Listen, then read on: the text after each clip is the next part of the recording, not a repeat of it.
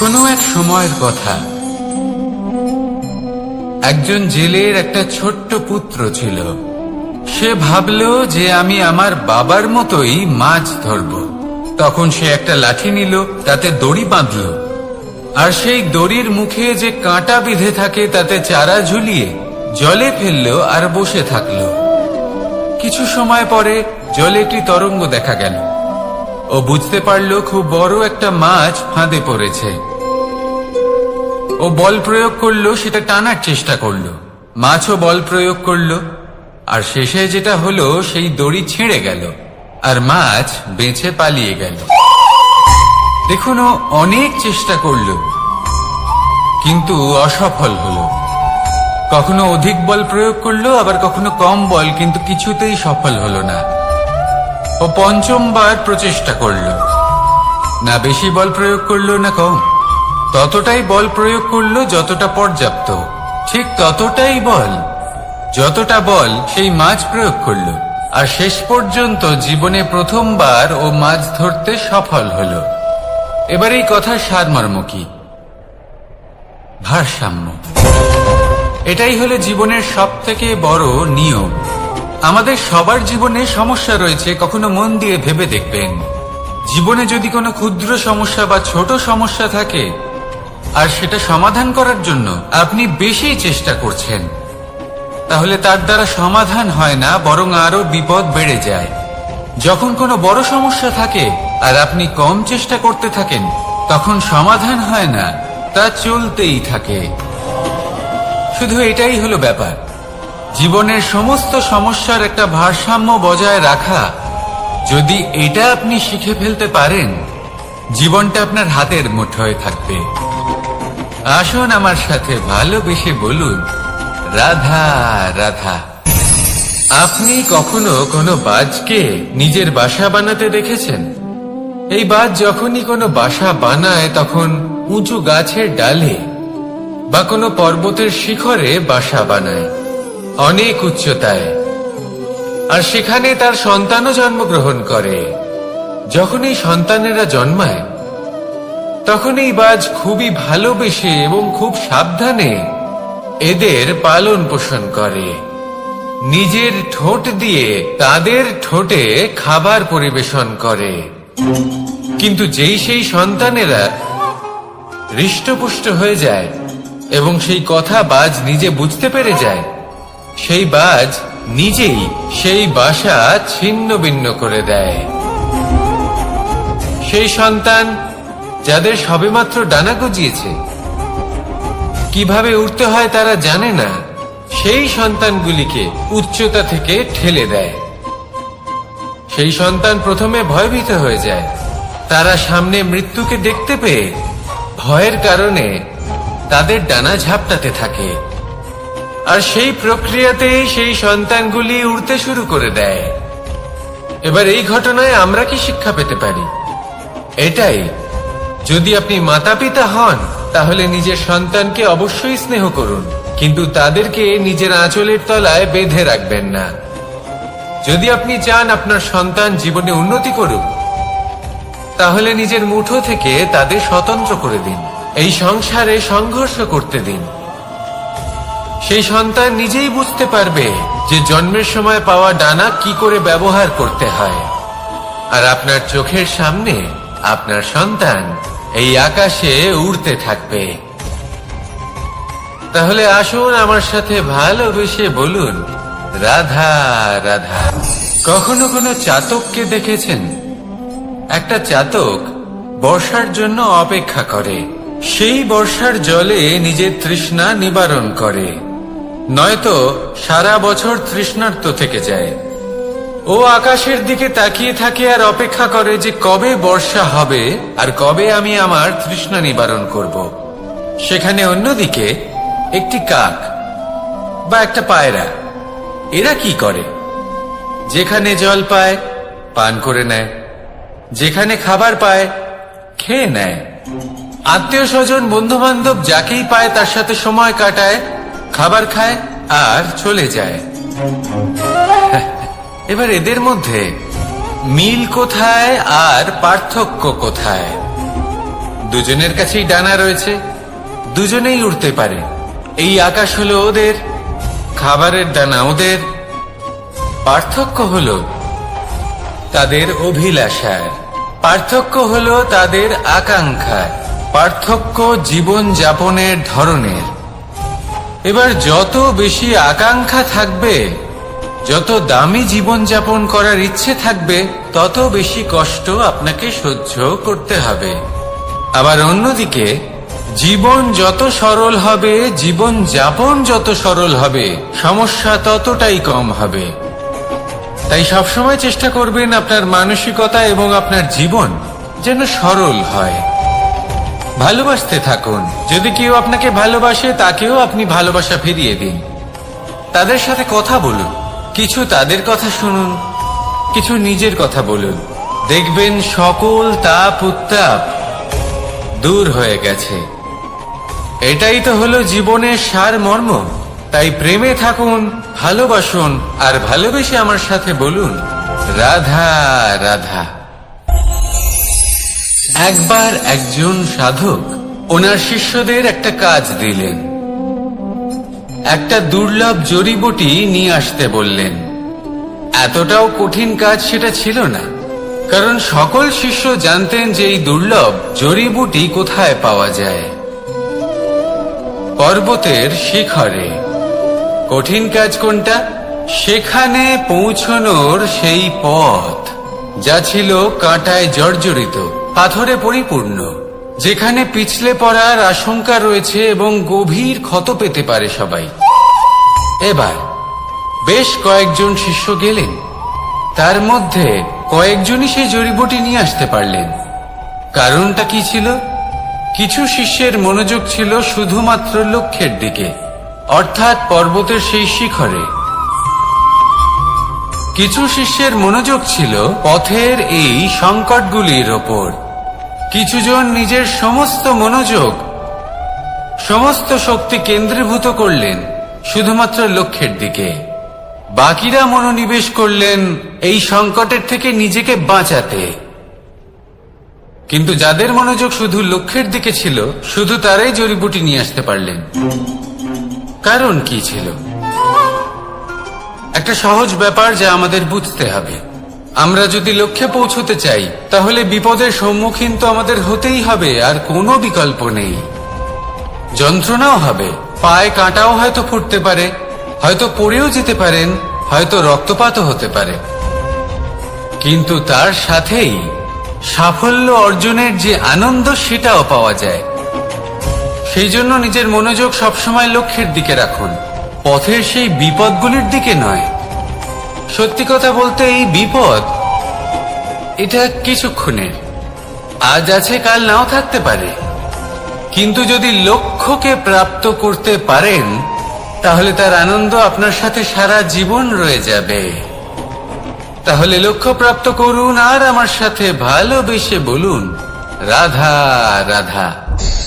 আমরা কখন উচিত কাজ করি, কখন অনুচিত কাজ করি, কখন পুণ্য করি আর কখন পাপ করি, কখন ন্যায়ের পথে চলি আবার কখন অন্যায়ের পথে চলি, তা দুজন ব্যক্তি বুঝতে পারেন, পরমাত্মা আর অন্তরাত্মা। এবার প্রত্যেক মুহূর্তে কি হয় পরমাত্মা সবই জানেন, তার কাছে কিছুই গোপন নয়। কিন্তু প্রত্যেক মুহূর্তে আপনার কি করা উচিত, সেটা উনি এসে আপনাকে বলতে পারবেন না।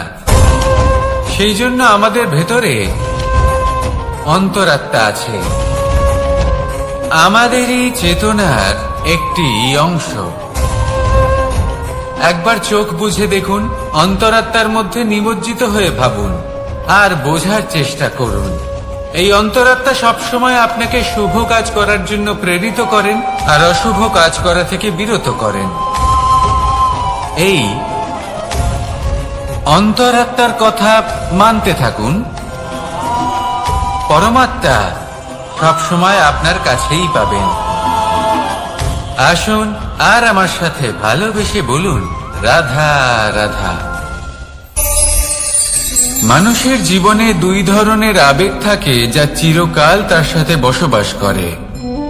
প্রথম, স্বপ্ন। দ্বিতীয়, অজুহাত। মানুষ হাজার হাজার স্বপ্ন দেখতে পারে। আমাকে এই কাজ করতে হবে, আমাকে ওখানে ঘুরতে যেতে হবে, আমার জীবনে এই অসম্ভব কাজ বাস্তবায়িত করে দেখাতে হবে, আদি ইত্যাদি। এবার ঠিক যেমন স্বপ্ন দেখেন সেইভাবে অজুহাতও খুঁজে নিয়ে আসেন।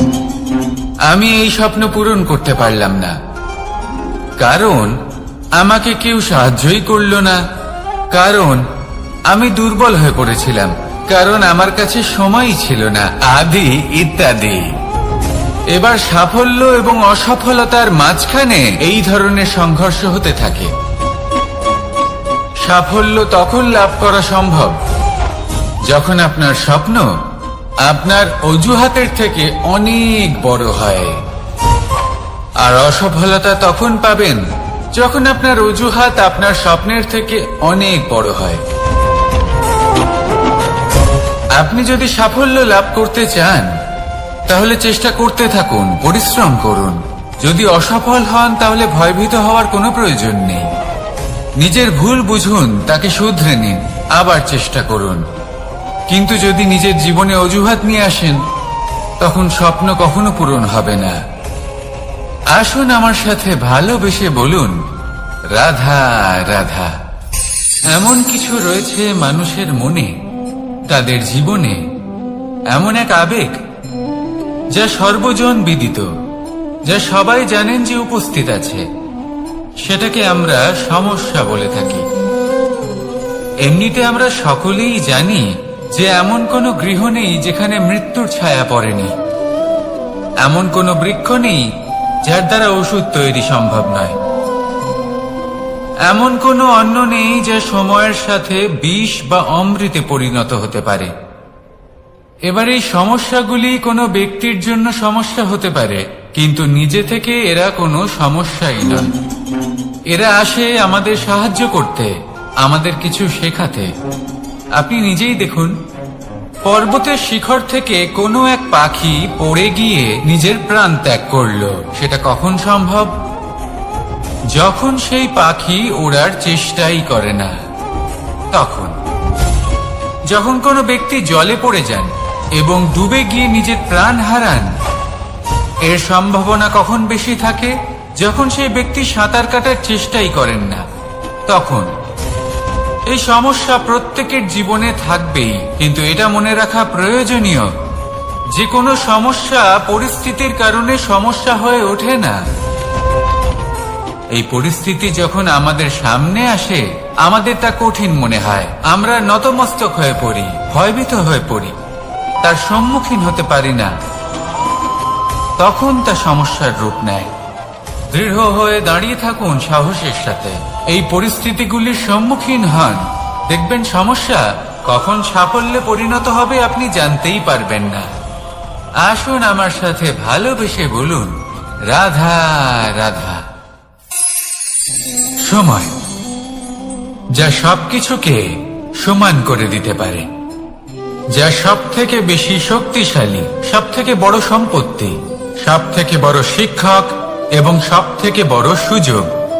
এই সময় যখন ভালো যায় তখন তা আপনাকে আমিত্বে মত্ত করে তোলে, অহংকারে নিমজ্জিত করে দেয়। আর যখন খারাপ হয় তখন দুঃখের সাগরে নিজের প্রতি ঘৃণাবোধে নিমজ্জিত করে। তাই এই সময় যা এত শক্তিশালী এক সম্পত্তি, এত মহান একটি ধন, তাকে এমনি এমনি নষ্ট হতে দেবেন না।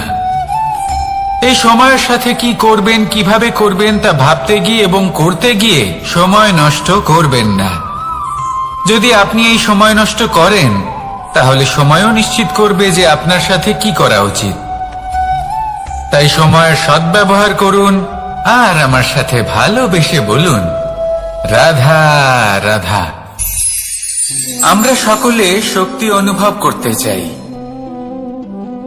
এবার যদি আপনাকে জিজ্ঞেস করা হয় যে সব থেকে বেশি শক্তির অনুভব কোথা থেকে করা সম্ভব, তখন কেউ কেউ বলবেন পুষ্টিকর আহার গ্রহণ করলে, ব্যায়াম করলে, কেউ বলবেন ধন লাভ করলে, বন্ধুদের থেকে, পরিবারের থেকে, আদি ইত্যাদি। এইভাবে আপনি শক্তির অনুভব অবশ্যই করতে পারেন, কিন্তু সবথেকে বেশি শক্তির অনুভব যদি আপনি করতে চান তাহলে তা পাবেন শুধু একতার দ্বারা, সংগঠনের দ্বারা। যদি আপনাকে উদাহরণ দিই, নিজের এই হাতটাকে দেখুন, 5টা আঙুল রয়েছে। কোনো একটা বস্তুকে নিজের একটা আঙুল দ্বারা তুলে ধরার চেষ্টা করে দেখুন, বড়ই কষ্ট হবে।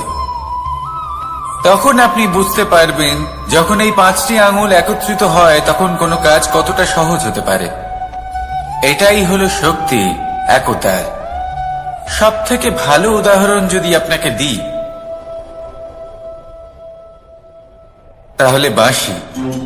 এই বাঁশি থেকে অত্যন্ত মধুর সুর নির্গত হয় যা সবার মন প্রসন্ন করে দেয়। এই কথা সত্যি, কিন্তু এই বাঁশি আমি একটা বা দুটো আঙুল দিয়ে বাজাতে পারবো না। আমাকে প্রত্যেকটা আঙুল ব্যবহার করতেই হবে, তবেই এর থেকে মধুর সুর নির্গত হবে যা সকলকে প্রসন্ন করবে, ঠিক কিনা? ঠিক এইভাবেই যদি আপনি চান যে আপনার জীবনরূপী বাঁশি থেকেও মধুর সুর নির্গত হোক বা সবার মনকে প্রসন্ন করে তুলুক, তাহলে আপনাকেও জীবনে একতা নিয়ে আসতেই হবে। আপনি একাও কর্ম করতে পারেন, পথ চলতেও পারেন, সামনেও এগোতে পারেন, সাফল্যও লাভ করতে পারেন। কিন্তু যখন সকলে একসাথে এগোবেন, সেই পথে চলবেন, সেই কর্মই করবেন, তখন লক্ষ্যে অবশ্যই পৌঁছবেন, সাফল্য অবশ্যই লাভ করবেন। কিন্তু সেই সাফল্য এবং তার আনন্দর সংমিশ্রণটাই একটু অন্যরকম হবে। তাই জীবনে ঐক্যবদ্ধ হন, একসাথে মিলে এগোতে থাকুন, আর আমার সাথে ভালোবেসে বলুন রাধা রাধা। জীবনে 2 ধরনের আবেগ রয়েছে যার কোনো মূল্য নেই। আমার কথার অর্থ এটা নয় যে এদের কোনো গুরুত্ব নেই, গুরুত্ব যথেষ্টই রয়েছে, শুধু এদের জন্য আপনাকে কোনো মূল্য দিতে হয় না। প্রথম আবেগ হল আনন্দ, প্রসন্নতা। এটা আপনি যে কোনো জায়গায় খুঁজে পেতে পারেন যদি আপনি খুঁজে পেতে চান।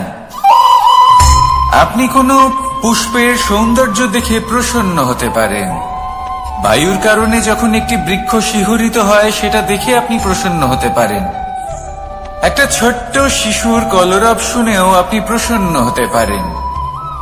একটা ক্রন্দনরত বালককে হাসিয়ে আপনি প্রসন্ন হতে পারেন। সবকিছু আপনার উপর নির্ভরশীল।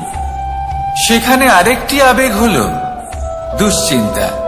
মানুষ বড়ই দুশ্চিন্তা করতে থাকে। আজ আমি এই কাজ করেছি, সেই বিষয়ে চিন্তা। আজ আমি এই কাজ করতে পারিনি, সেই বিষয়ে চিন্তা। কাল আমাকে এই কাজ করতে হবে, সেই নিয়ে চিন্তা। আমি কি সেই কাজটা করতে পারবো, সেই বিষয়েও দুশ্চিন্তা। চিন্তা সর্বত্র রয়েছে, যার জন্য মূল্য দিতে হয় না। যত চান আপনি একত্রিত করতে পারেন। একটা গুরুত্বপূর্ণ কথা মনে রাখবেন, প্রসন্নতা জীবনের একটা নতুন সূত্রপাত। সেখানে দুশ্চিন্তা হলো জীবনের চিতার সমান। এবার এই দুটি আবেগ হলো মূল্যহীন, দুটোই আপনার সামনে আছে। কোনটা চয়ন করবেন আপনি, দুশ্চিন্তা নাকি প্রসন্নতা? সিদ্ধান্ত আপনারই। আসুন আর আমার সাথে ভালোবেসে বলুন রাধা রাধা। ধন, সম্পত্তি, এগুলো আসলে কি? এগুলো শুধু সেই মূল্য যার দ্বারা আমরা কোনো কিছু অর্জন করতে পারি। এবার এই ধনের দ্বারা এই সংসারে অনেক কিছু লাভ করা সম্ভব, কিন্তু সেই সবকিছুই শুধুমাত্র ভৌতিক বস্তুই হবে, ভৌতিক সামগ্রী, ভৌতিক সুবিধা। অর্থাৎ আপনার কাছে যতই ধন থাকুক, তা আপনাকে শান্তির ঘুম এনে দিতে পারবে না, আপনাকে জীবনের বাস্তব সুখের অনুভূতি লাভ করাতে পারবে না। কারণ এগুলো ভৌতিক ধন, এ ভৌতিক বস্তুই অর্জন করাতে সক্ষম। বাস্তবিক ধন কি? যদি এই প্রশ্ন আপনার মনে আসে তাহলে তার উত্তর আমি আপনাকে দেব একটা উদাহরণের মাধ্যমে। কখনো আপনি শুনে থাকবেন যে একজন পিতা আজীবন অনিষ্ট করেন, অনর্থ করেন, খারাপ কাজ করেন শুধু ধন অর্জনের জন্য। তিনি ভাবেন যে আমি ধন অর্জন করব আর নিজের সন্তানকে একটা উজ্জ্বল ভবিষ্যৎ প্রদান করব, একটা সুখ স্বাচ্ছন্দ্যময় জীবন দান করব। এবার সন্তান যখন জন্ম লাভ করে তখন সে ভাগ্যের জোরে সেই ধন ভোগ করে। যেরকম সে পায় সেরকমই তার ব্যবহার সে করে। কখনো আপনি এটাও দেখে থাকবেন যে সেই সন্তান সমস্ত ধন নষ্ট করে ফেলে, আর সেই পিতা যিনি সমস্ত ধন সঞ্চয় করেছেন, যিনি সেই ধনের প্রভু, আজ সেই ধনের প্রহরী হয়ে রয়েছেন। এবার এরকম কেন হয়? এরকম তখনই হয় যখন সেই পিতা বুঝতেই পারেন না যে তার জীবনের আসল ধন কি। সেই আসল ধন তার সন্তানকে সে দিতেই পারে না।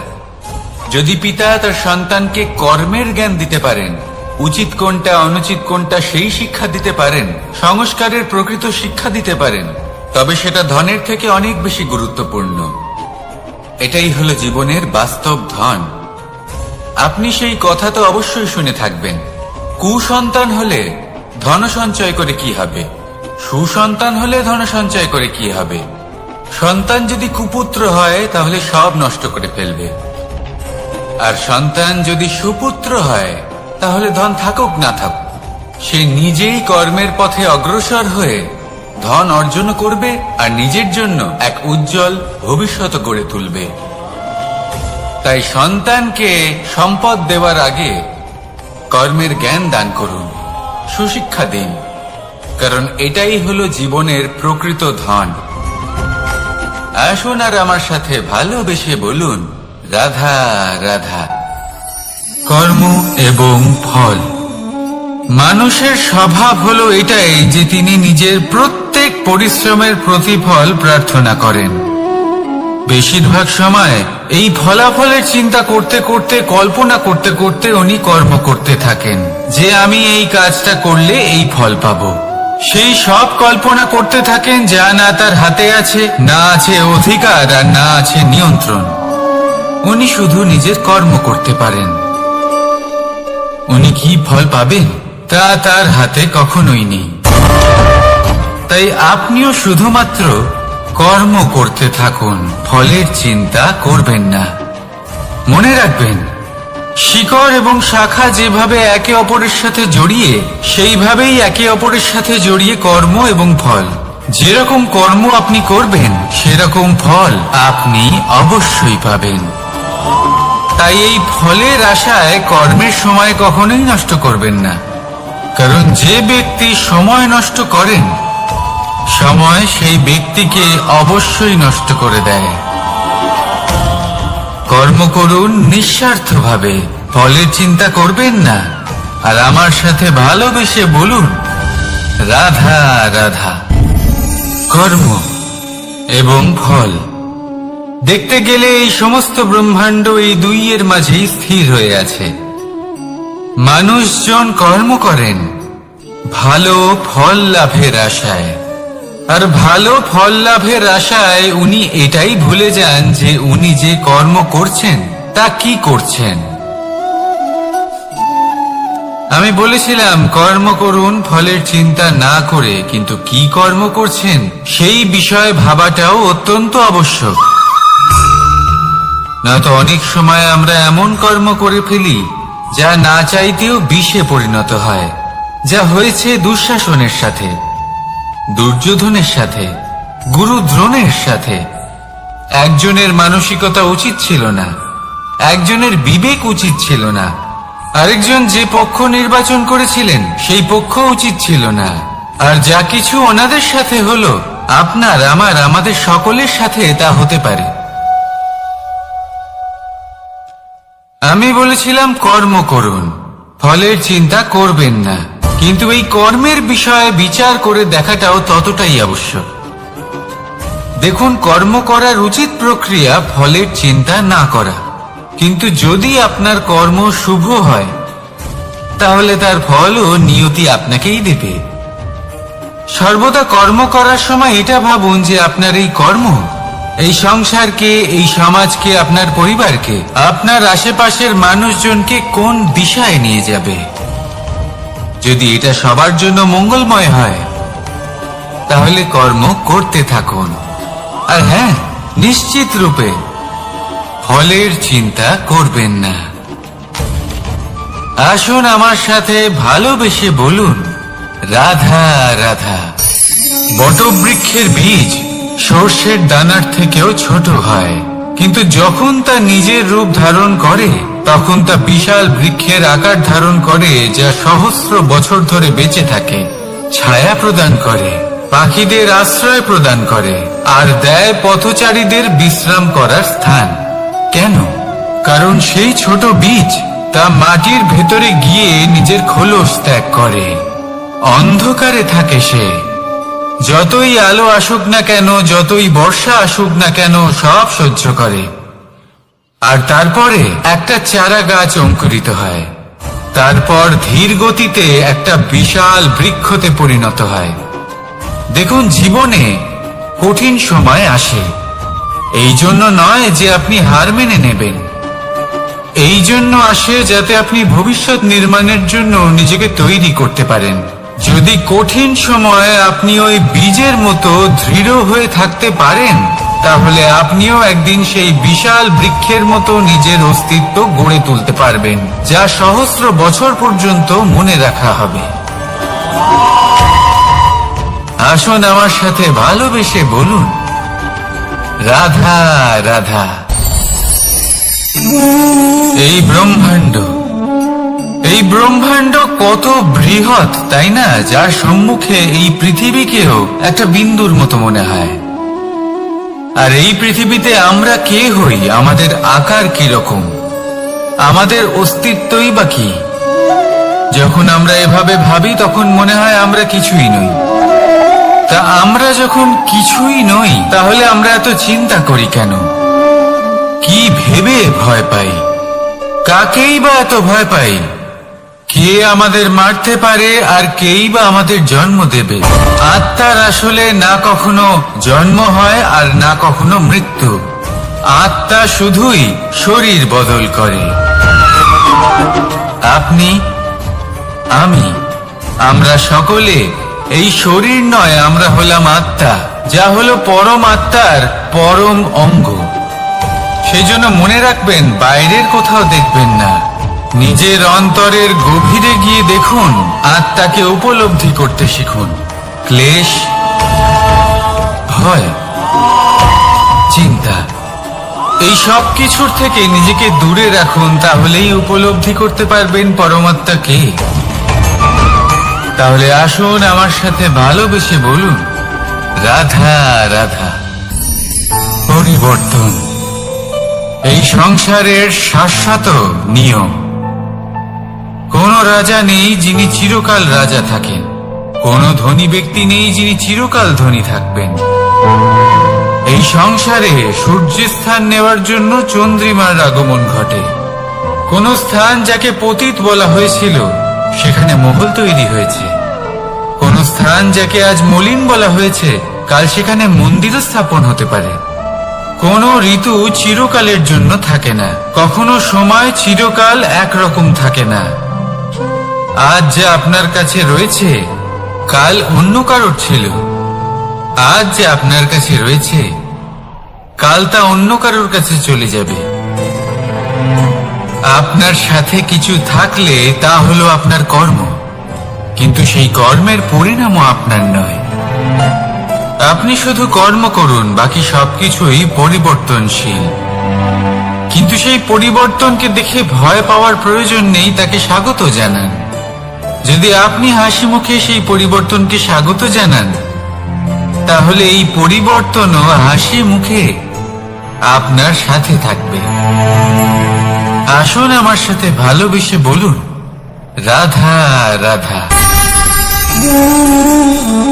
সঞ্চয়। মানুষের যখন থেকে বোধ বুদ্ধি হয়, সঞ্চয় করতে আরম্ভ করে দেন। সঞ্চয় করতে থাকেন ভোজনের, সঞ্চয় অর্থের, সঞ্চয় শক্তির। নিজের জন্য করেন, নিজের পরিবারের জন্য করেন, নিজের স্ত্রীর জন্য করেন, সন্তানের জন্য করেন, সন্তানের জন্য সঞ্চয় করেন। সঞ্চয় করার জন্য ওনার কাছে অনেক কারণ রয়েছে, কারণ উনি এটা ভাবেন যে এই সঞ্চিত শক্তির জন্য কেউ ওনার কোনো ক্ষতি করতে পারবে না। মানুষ মানুষ ভুলে যান একটা গুরুত্বপূর্ণ কথা, এই সত্য, উনি এই সংসারে খালি হাতেই এসেছিলেন আর এখান থেকে ওনাকে খালি হাতেই যেতে হবে। যা এখানকার তা এখানেই থেকে যাবে। আর যদি কিছু ওনার সাথে যায় তা হলো ওনার কর্ম, আর কিচ্ছু নয়। তাই যদি কিছু অর্জন করতে চান তাহলে শুভ কর্ম অর্জন করুন, আত্মশক্তি অর্জন করুন, কারণ পরলোকে এটাই হবে আপনার সম্পত্তি। তাহলে কি এটা আপনি অর্জন করতে চান না? আসুন আর আমার সাথে ভালোবেসে বলুন, রাধা রাধা। সদিচ্ছা। দেখতে গেলে 3 অক্ষরে তৈরি এই শব্দ, কিন্তু সমস্ত ত্রিলোক তার উপরেই আধারিত। আপনি এই সংসারে এসেছেন, তখন অবশ্যই শ্বাস নেবেন, কিন্তু তার বদলে আপনাকে কিছু তো দিতেই হবে।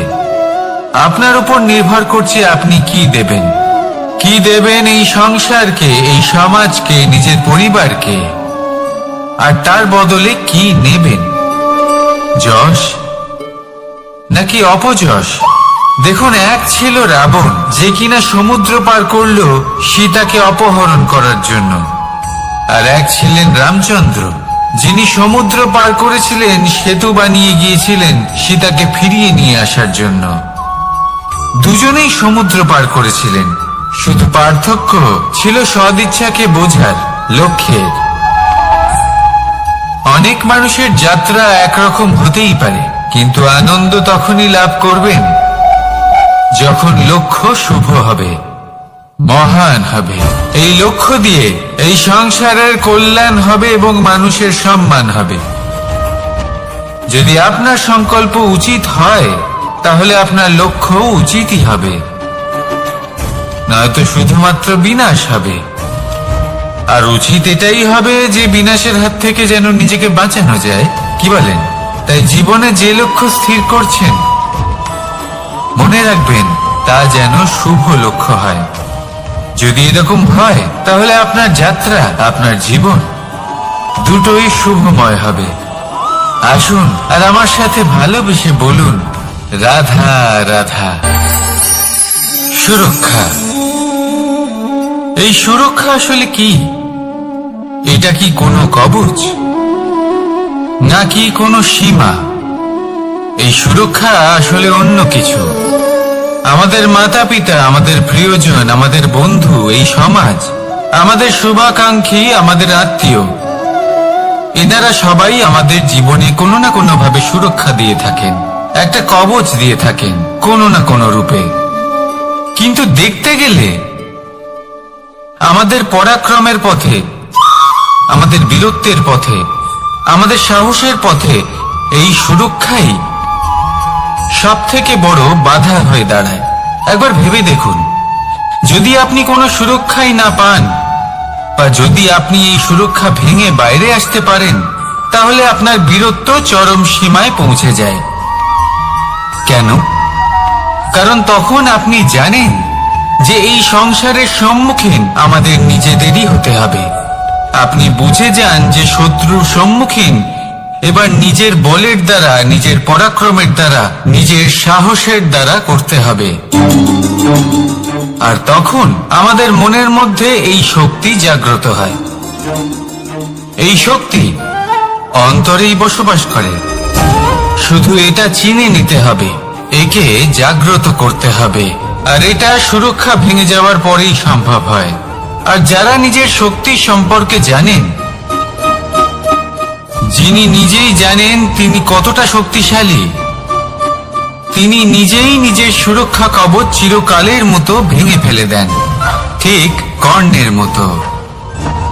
আর তারপরে দেখুন, আপনার পরাজয় হোক বা বিজয়ী হোক না কেন, সেটাই অনেক বড় হয়, সেটাই প্রশস্ত হয়ে থাকে। সেই জন্য ত্যাগ করুন নিজের ভয়কে, নিজের আশেপাশের এই সুরক্ষা চক্রকে ভেঙে ফেলুন, আর সম্মুখীন হন এই সংসারে, নিজের শত্রু সম্মুখীন হন। পরাক্রমের এই অঙ্কুর, তা অঙ্কুরিত হওয়ার জন্য বীজের উপরের এই কবচ এটা ভেঙে যাওয়া অতি আবশ্যক। আসুন আমার সাথে ভালোবেসে বলুন, রাধা রাধা। যখন আমরা হাঁটতে থাকি আর আমাদের পায়ে কাঁটা বিঁধে যায়, তখন মুখ দিয়ে আহ বেরিয়ে আসে, কান্না চলে আসে, আর অনেক সময় অভিশাপও বেরিয়ে আসে। কিন্তু আমরা কি কখনো এটা এইভাবে দেখেছি, এইভাবে ভেবেছি যে আমরা যে পথে চলেছি সেই পথে কাঁটা বিঁধেছে, নাকি আমরা সেই পথ নির্বাচন করেছি যাতে শুধুই কাঁটা রয়েছে?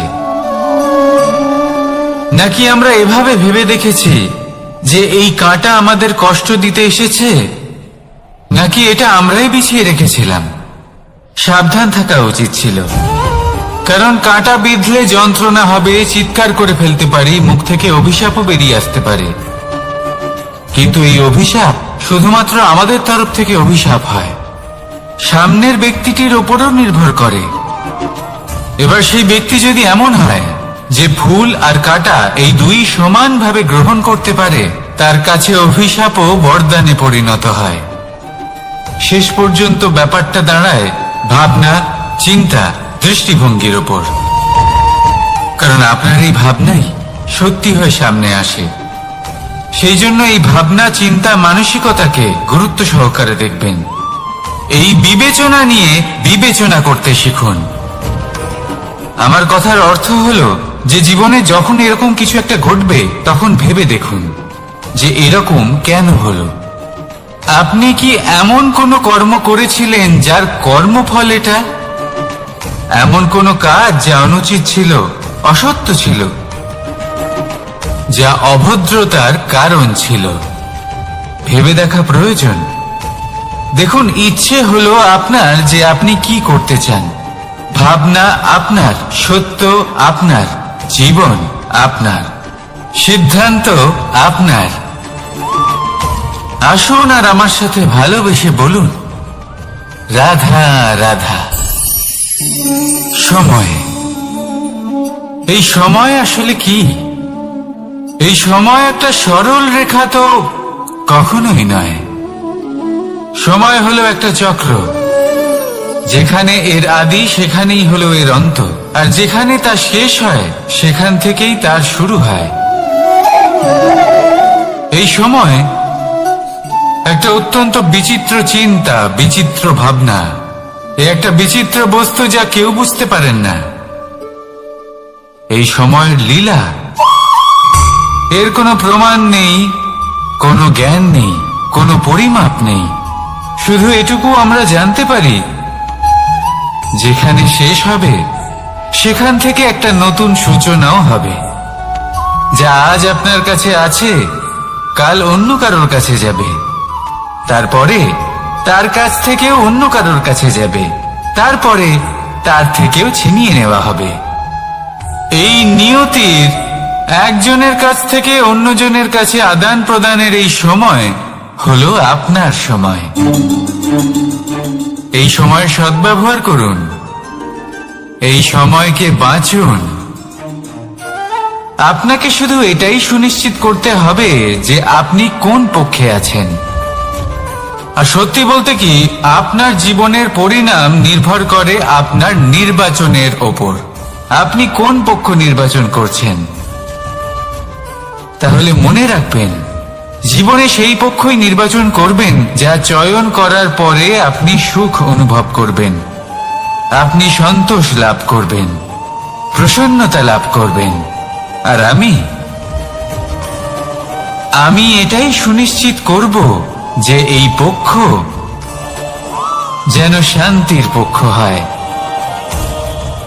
এই পক্ষই যেন প্রেমের পক্ষ হয়। তাহলে চিন্তা করবেন না, আর আসুন আমার সাথে ভালোবেসে বলুন,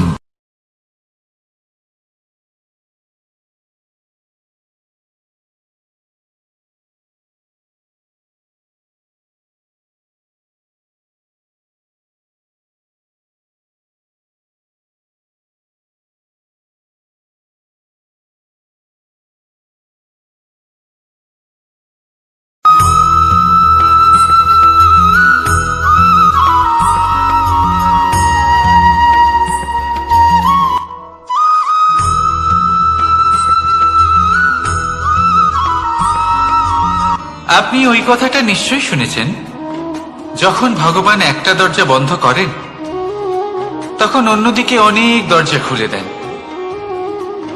এবার এই দরজা, এই সমস্ত পথ আমরা দেখতে পাই না, অনেক সময় আমরা বুঝতে পারি না, হারিয়ে যায় সব। কখনো কখনো মনে হয় যে এই কথাটাই মিথ্যে, কিন্তু আসলে তা তো নয়। তাহলে হারিয়ে যায় কেন? কারণ আমরা সময় নষ্ট করি এই দরজার দিকে তাকিয়ে থেকে। ভাবি এই বুঝি দরজা খুলবে, এবার দরজা খুলবে। অপেক্ষা করতে করতে আমরা অনেক সময় নষ্ট করে ফেলি। এত সময় নষ্ট করি যে আমরা দেখতে পাই না, খুঁজে পাই না সেই সমস্ত দরজা আর পথ যা আমাদের জন্য খোলা রয়েছে। যদি খুঁজেই না পাই তাহলে তা ব্যবহার করব কি করে? মনে রাখুন, ভগবান সবসময় আমাদের সাথে রয়েছেন, আমাদের সাহায্য করছেন। এই পথ সব সময় আছে, সর্বত্র আছে। দরকার রয়েছে শুধুমাত্র দৃষ্টির, দৃষ্টিভঙ্গি এবং ভাবনার। এই দৃষ্টিকে বিস্তৃত করুন, এই দৃষ্টিভঙ্গিকে ধনাত্মক করে তুলুন, আর এই ভাবনা, এর সীমা একটু বাড়িয়ে তুলুন। তারপর দেখবেন সব খুঁজে পাবেন। আসলে কি, এই যে ঈশ্বর, এই যে পরমাত্মা, তা আমাদের সাথে রয়েছে, আমাদের মনের মধ্যে রয়েছে। যিনি তাকে মন থেকে চাইবেন তিনি তাকে মনের মধ্যে অবশ্যই খুঁজে পাবেন। যদি উনি মন থেকে চান পথ খুঁজে পেতে, তাহলে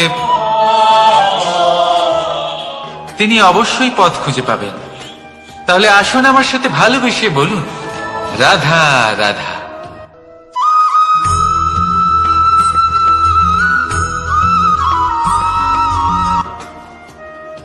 সুখ, দুঃখ, মৃত্যু, মহামারী, এগুলো কখনো বলে আসে না, আবার জিজ্ঞাসা করেও আসে না।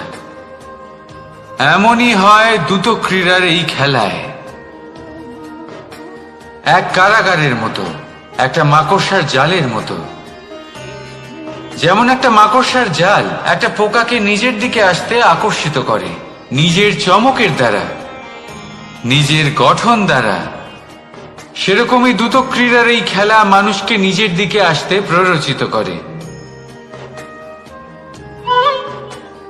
শেষে গিয়ে মানুষ আটকা পড়ে। পার্থক্য শুধু এটাই, যখন এক পোকা এই জালে জড়িয়ে পড়ে তখন সে তার প্রাণ হারায়। মানুষ যখন এই দ্রুত ক্রীড়ায় আকর্ষিত হয়, সে নিজের মান, নিজের ধন সবকিছু হারায়, নিজের বিবেক হারিয়ে ফেলে। কিন্তু আপনি আপনার বিবেক কখনোই হারাবেন না। যদি আপনার মনে লোভ চলে আসে, আপনি লোভী হয়ে ওঠেন। যদি আপনি দ্রুত ক্রীড়ার এই খেলায় আটকা পড়েন, তাহলে মনে রাখবেন এই খেলা থেকে ফিরে আসা প্রায় অসম্ভবই বলা যায়। নিজের বিবেক কখনো হারাতে দেবেন না, কারণ বিনাশ আসার প্রথম লক্ষণ হলো বিবেকের বোধ চলে যাওয়া। এই প্ররোচনায় কখনো পা দেবেন না। আর আমার সাথে ভালোবেসে বলুন, রাধা রাধা।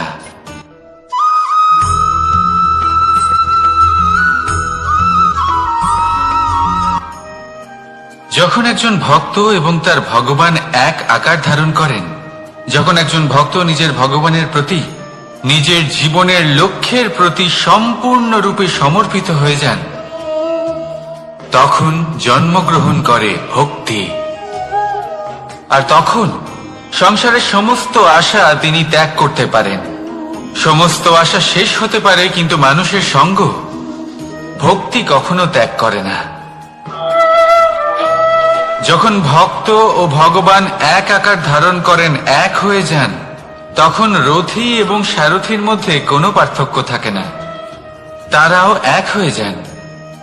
একটাই ব্যক্তিত্ব, একটাই অস্তিত্ব। আর সেই জন্যই কখনো কখনো রথীর আদেশ ছাড়াই সারথী রথ চালিয়ে দেন, আবার কখনো সারথীর পরামর্শ ছাড়াই রথী আক্রমণ করে ফেলেন। এ তো শুধুমাত্র আরো একটা গুণ সেই সারথীর মধ্যে, যিনি ধর্ম স্থাপনার মহান কাজে আমার সারথী হতে চলেছেন। তাহলে আসুন আমার সাথে ভালোবেসে বলুন, রাধা রাধা।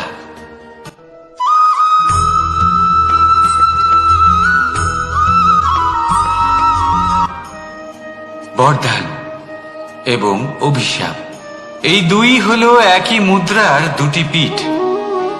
এই বরদান আমরা অনেক কারণে পেতে পারি, কখনো নিজের পরিশ্রমের কারণে, কখনো নিজের তপস্যার কারণে, কখনো আমাদের পূর্বপুরুষদের কর্ম ও তপস্যার কারণে। কিন্তু এই বরদান কতক্ষণ বরদান থাকবে তা আমরা নিশ্চিত করতে পারি না। তা সুনিশ্চিত করে শুধুমাত্র আমাদের কর্ম। যদি আপনাকে উদাহরণ দিই, আপনি রেশমের কীট দেখেছেন? ও বরদান পেয়েছে যে ও নিজের সুরক্ষার জন্য খোলস বানাতে পারে। এবারও তাতে এত মত্ত হয়ে যায় যে এমন এক আবরণ বানিয়ে ফেলে যাতে সে নিজেই আবদ্ধ হয়ে চাপা পড়ে মরে যায়। এটার তাৎপর্য কি? তাৎপর্য খুবই সরল। গর্ব করা খুবই ভালো, কিন্তু অহংকার করা কখনোই উচিত নয়। যদি অহংকার মনের মধ্যে প্রবেশ করে, তাহলে এই বরদান অভিশাপে পরিণত হতে সময় লাগে না। আর যদি কর্ম শ্রেষ্ঠ হয়, তাহলে অভিশাপ বরদানে পরিণত হয়। তাহলে আসুন, শ্রেষ্ঠ কর্ম করুন আর আমার সাথে ভালোবেসে বলুন, রাধা রাধা।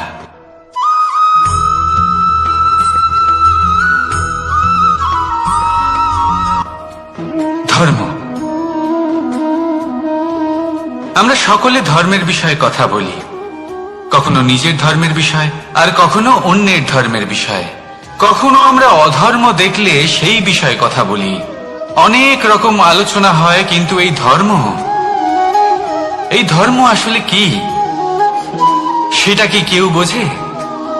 যদি আমি আপনাকে উত্তর দিই, এই উত্তর সরল। ধর্ম হলো তাই যা মানুষকে অন্য মানুষের সাথে, সমস্ত বিশ্ব সংসারের সাথে আনন্দ সহকারে বাঁচতে শেখায়। সেই জন্য আপনি যদি কখনো কোনো ধর্মীয় স্থানে যান, সেই ধর্মীয় স্থানে গিয়ে আপনার শান্তির অনুভূতি হয়, তাই না?